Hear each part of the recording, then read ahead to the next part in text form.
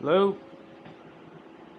Alright, so beer cooler not keeping temp. Oh, must be in a defrost cycle right now. Yeah, I was out here on Friday and this beer cooler was not keeping temperature. It's at like 46 degrees. Right now I'm assuming it's in a defrost mode because these fans aren't even running. Let's see. I think that says... Yeah, I believe it's running defrost right now. Check out this condensing unit. Hopefully it's not still covered in snow.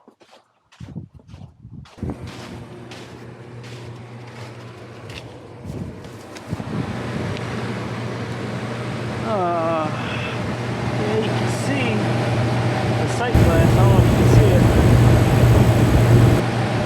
it. It should be clear. Compressor's running, condenser fans running. Alright, there they are running right now.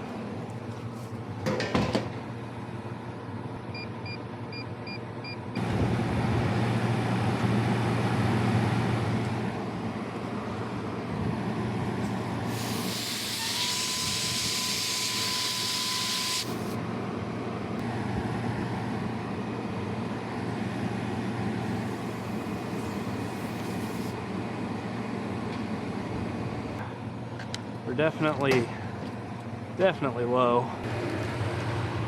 Who knows? Without doing an actual leak search, you have no idea where that leak is.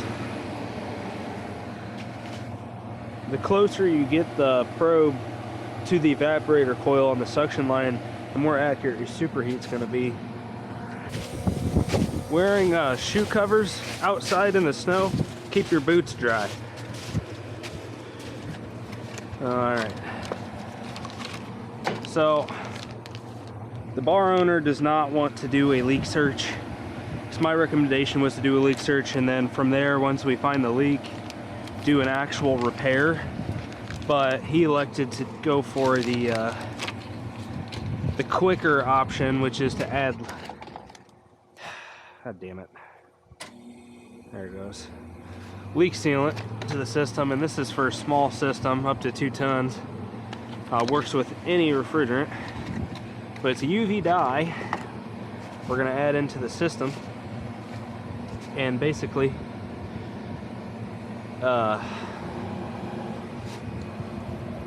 if the leak is small enough, this will find it and close that leak.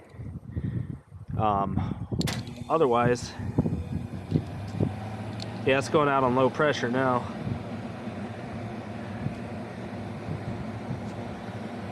But otherwise, that UV dye will show up with a UV light, and you can find the leak that way. Alright. Once we start adding some refrigerant, it'll stop cutting out like that.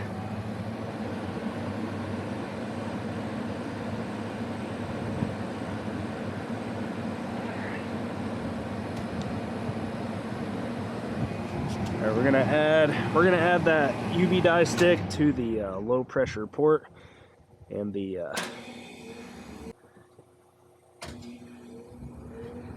make sure your valves are closed on your manifold.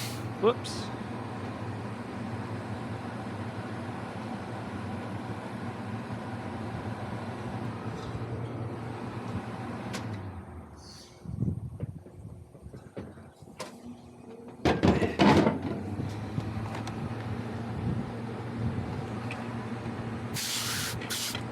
Don't forget to bleed your hoses out. Then we're going to open the refrigerant port, and we're going to open the low side port once the compressor kicks on. It's gonna, you see, it's gonna suck that leak sealant in. All right, we're gonna close that. We're gonna wait a few minutes. Gonna let a little bit more in there, make sure it's getting through there. All right, all that leak sealant is in there.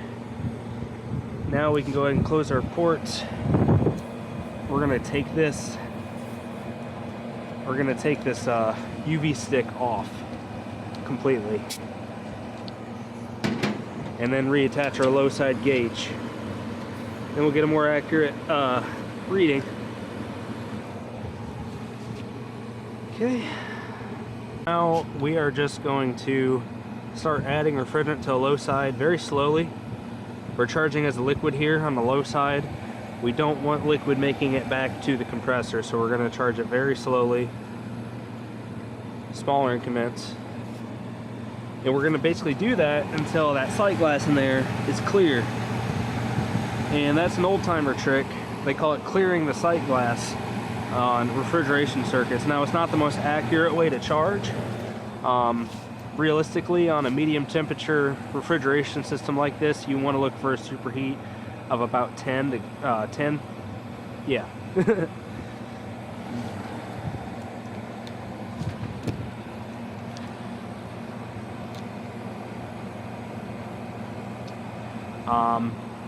But yeah, basically superheat of 10, it's about 10 degrees, clear sight glass, that's what we want. I'm not weighing in the charge because I'm not using a scale. I weighed the refrigerant before, and I'm going to weigh it after, and I'm going to use the difference there to be able to know how much I added in here to be able to charge accordingly. Just for those of you that might question that.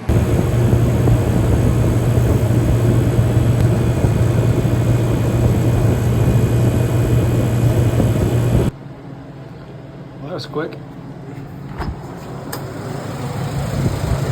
That did not take long at all to get down to 35 degrees. This is a pretty small walk-in cooler, but I'm going to look at our temperature differential here. Let's see what how cold the air is blowing out, basically, and compare that to the air entering the coil. Typically, medium temperature refrigeration, I think we're looking for about 10 degrees.